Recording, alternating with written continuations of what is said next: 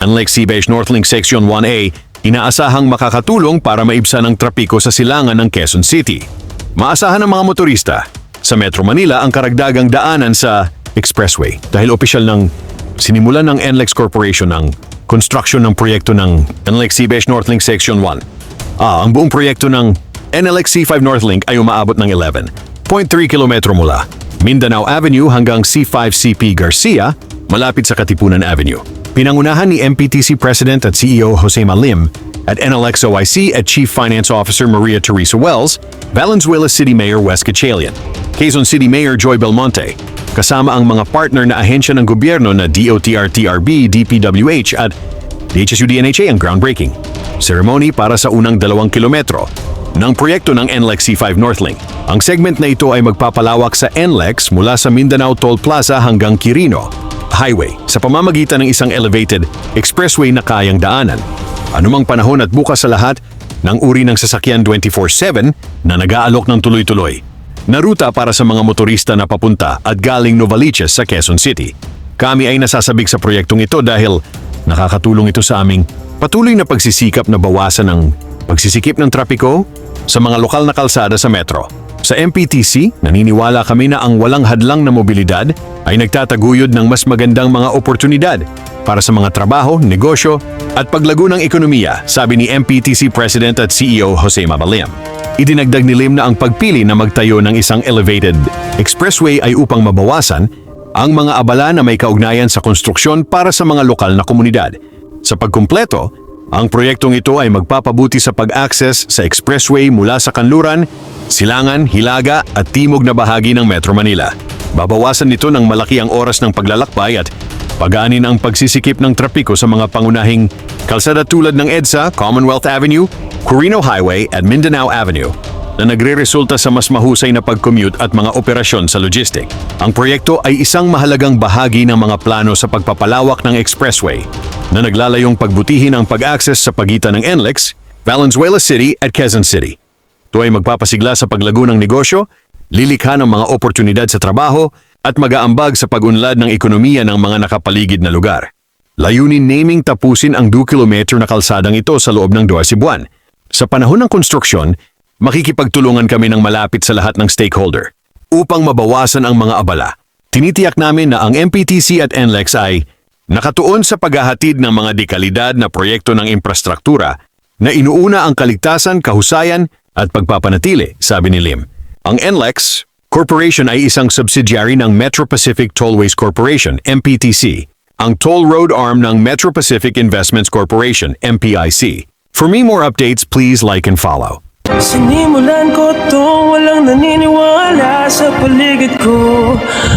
Ano? Dito nga tayo ngayon sa may Mindanao Avenue at mag-update po tayo dito sa NLEX C5 Northlink Expressway. Ayan.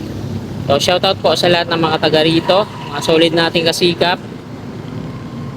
Ayan. Sa kanan natin yung Metro Manila Subway Depot dito sa Valenzuela, East Valenzuela, no?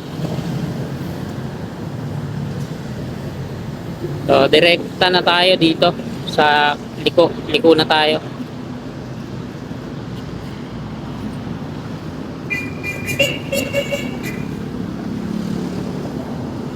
So ito yun mga kasikap, yung i-update natin.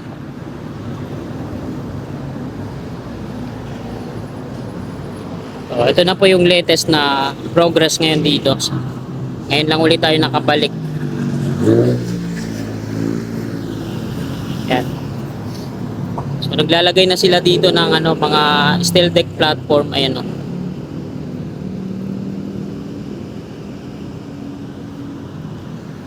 Tapos dito naman sa yan.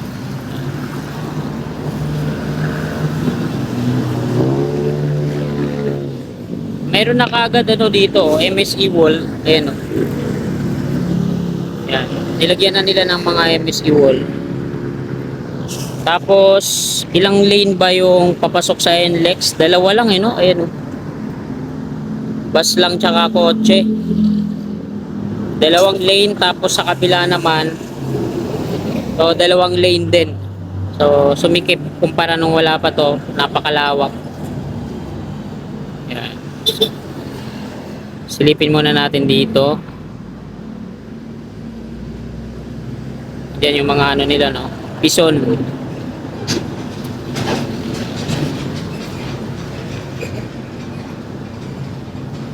Ganun din dyan. Dun sa kabila, no, sobrang kipot, ayun, no. So, hindi yata dalawang lane yan, no? Parang isang lane lang.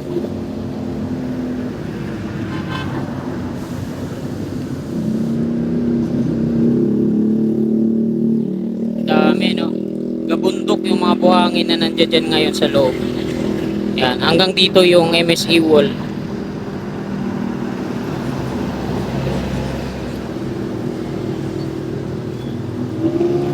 So hanggang dito sa may toll mismo yung mga MSE wall na naka-install dyan. So ayan yung toll mga kasigap.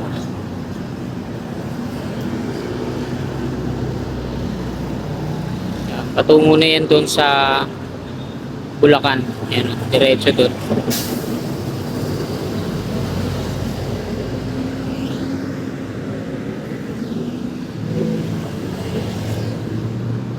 So balikan ulit natin dito.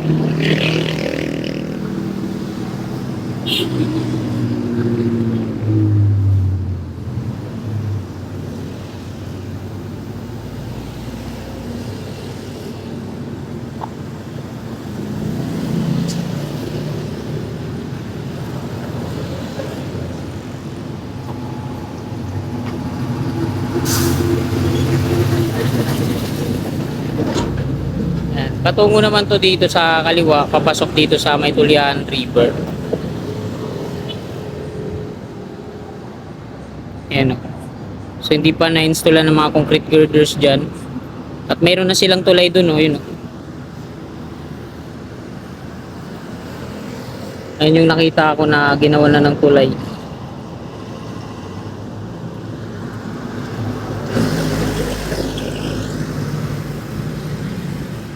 Yan yung mga ano nila, mga crane.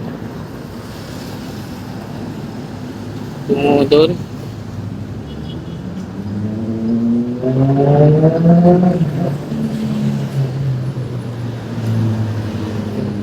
Doon sa unahan, mangilan-ilang kabahayan pa lang yung nadidemolish totally, no? Ayan.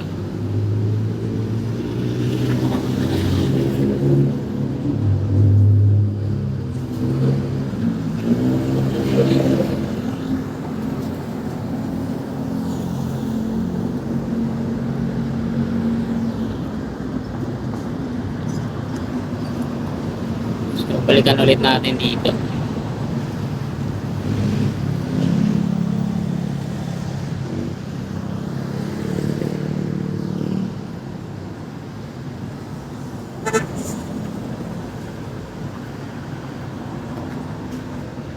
Dami mga naka-ano dito, naka-reserva ng mga concrete girders, eh, no? Dito kasi nila minumult yan, eh. May ano sila dyan, precast yard. Ito mababa na yung mga columns dito.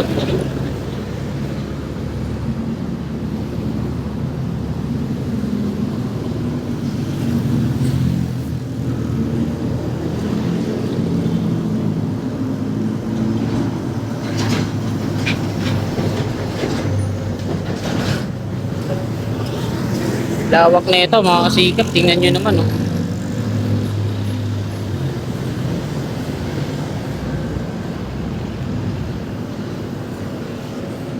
So, madami-dami din naman yung magbe-benefits na ito, lalo na dun sa may papuntang Novaliches. Grabe yung traffic dun, eh, no? Kahit araw ng linggo, eh, talagang sobrang traffic. Ayun nga yung lugar na inaayawan ko, basta Quirino Highway papuntang Novaliches, ayan.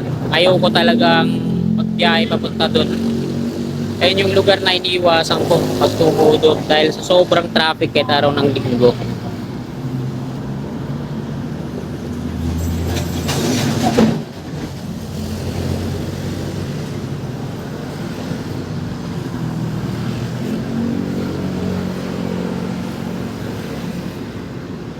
Grabe.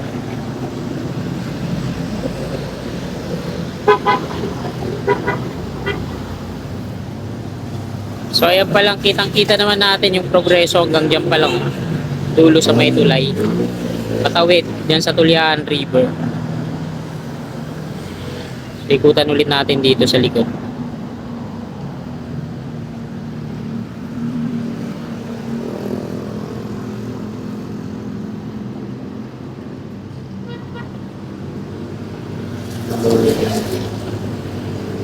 Ayan. Ayan yung MSC wall niya kabilaan. Tapos yung lane. Tigdadalawa kabilaan, no? Malawak yung nasa gitna.